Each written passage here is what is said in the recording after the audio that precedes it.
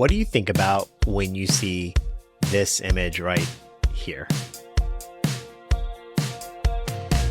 My name is Levi, and this is the Tip You in the App Daily Drive. The Daily Drive is brought to you by Tonquin. With Tonquin, you're going to deliver car parts instead of people. Check out Tonquin today. The Daily Drive is also brought to you by Rideshare.tax. Just because tax season is over doesn't mean you shouldn't start planning for 2025 today. And the Daily Drive is brought to you by VOOM Rideshare Insurance. All right, so what this image is a red, Chevy, Dodge. And it's an Uber. It's an Uber driver, maybe a Lyft driver, I don't know. But it's a Florida plate in New York State. And it's a rental car. And the reason why I know it's a rental car is because on the windshield or the back window, it says TNC, ready for TNC or something like that. And you can tell it's been wiped away a little bit. But it's been like this for like a week. This car has been driving around my market, my little city, for a week. I've seen it. And he's never, or she, I don't know if it's a guy or girl, I don't know, hasn't even taken the time to clean that back window off. And it makes me think a lot about a lot of things. First and foremost, kudos to them. The hustle is real, and I support any rideshare driver out there trying to make a living. I had to rent a car for a few weeks when my Prius, I hit a deer, right? So I don't begrudge somebody renting a car and out there on the hustle. There's not that. But there's also kind of like this standard of like, because it's my car, I treat it a certain way. Whether I'm in my Prius or I'm in the Tesla, I keep it really clean, and I'm trying to maintain this vehicle. And for a whole week, I've seen this truck driving around with, it says TNC ready. They didn't even take the time to wipe the window down. And I can only imagine what the inside of the car might be like. Maybe that person's spending some time cleaning the inside and can care less about the outside. And my overall thought is, again, yeah, they're good. They're on the hustle. I'm not sure why they're not cleaning that off, but it's coming. That's what I think about all the time. The influx of drivers. In the major cities, we've seen this. So, if you watch the rideshare guy, Sergio and Chris talk about, the volume of drivers in those cities. New York is probably one of the few cities that isn't totally saturated because they have licensing requirements to get into the city. But we hear about in Miami or Dallas, Atlanta. It just doesn't matter. Every city has a lot of drivers. And one of the things that I've liked about my little city is that it's small. So a lot of drivers aren't here. And so we've been able to get promotions and surges, but the drivers are leaving some of the saturated places and coming to the lower saturated places. And they're gonna hit market capacity. At the end of the day, Uber and Lyft, they're trying to get as many drivers on the platform.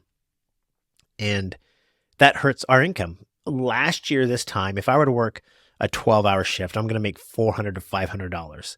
Now I'm making like $250, maybe $300 on a 12-hour shift, mind you. It's hard.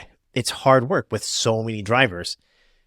And I think a lot of drivers focus on the wrong thing.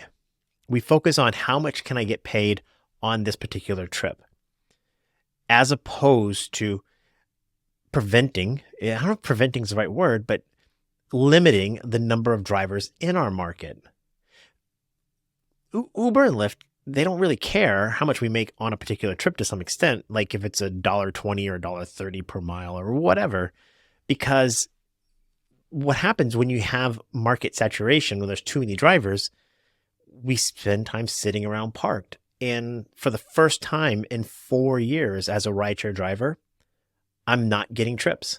I'm literally sitting parked 5, 10 minutes and not having a trip. It's a new experience for me. And mind you, I was driving in Ithaca, New York, like a super small place.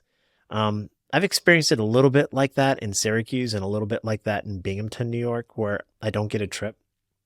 But like on a college night a year ago, I couldn't, the minute I started a trip, the next trip came in and it had a surge attached. There just wasn't enough drivers and it was packed and it was booming and we were making good money. We were getting lots of tips. Now the passengers are saying they're paying more, right? Because the drivers have to make a certain amount per fare, right? Um, and so the passengers are paying more. They're frustrated. They're not tipping. I'm getting less trips.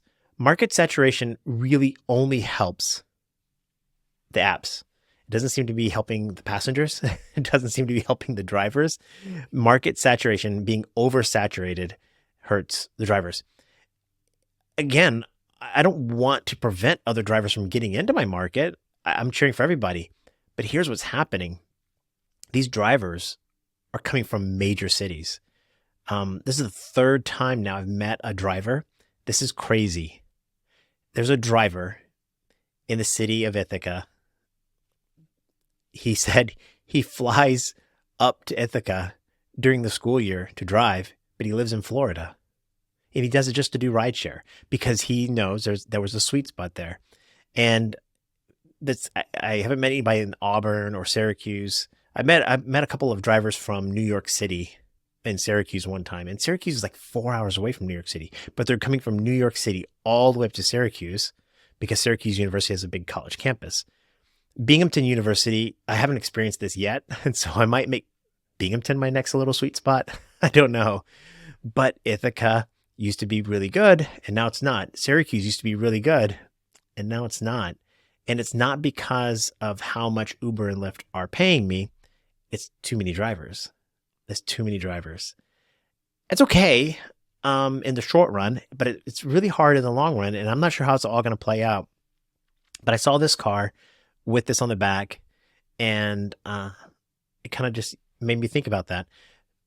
Now, there is one thing that I noticed, maybe not notice is the right word.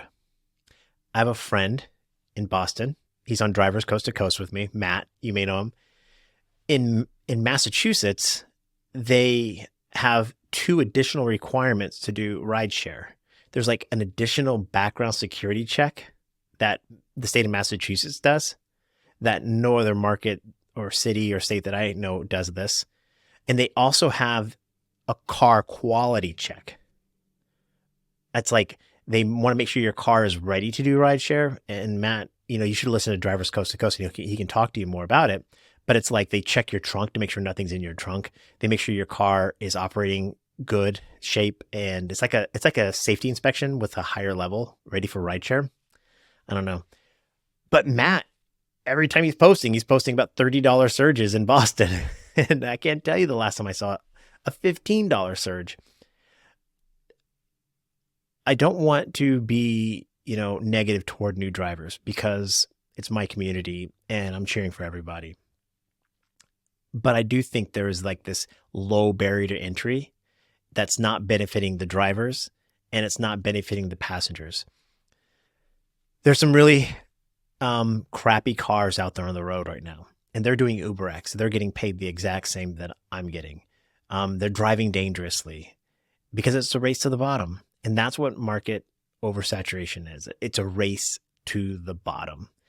And it's impacting my income for the first time. So the last year, I'm really feeling it. And if it wasn't for me being a diamond driver and getting a bonus for buying a Tesla and or getting some EV bonuses, my income would be way down. And I'm driving like peak earning hours now. And so I'm trying to do all the things I can to make as much money as possible. I'm thinking about starting private rides instead. Right? I know a lot of my fellow drivers are doing private rides. It's just food for thought. I saw that truck. It said TNC, and I remember seeing it like a week ago, and I'm like, oh, it's a rental car. He's out there and hadn't washed the car yet. And then I saw it yesterday, and I was like, he still hasn't washed it. It's like they're just making the barrier to entry so low for people to get into our markets. and all these minimum wage benefits and all these things, minimum fares, minimum a dollar amount per trip mean nothing if you can't get a trip. There you go. What do you think about it? What are some ways that we can make sure that we can earn as much money without necessarily, you know, preventing other drivers from getting in? I think there's got to be some sort of quality. I don't know what that is. I'm at a loss for words, and as you can tell, I'm at a loss for words. But it was really eye-opening to see that. And when you're driving around, you got lots of time to think, don't you? I wish you the best. I hope you're safe, healthy, and happy. I hope you're earning money. And be well, be safe. I'm cheering for you. Bye.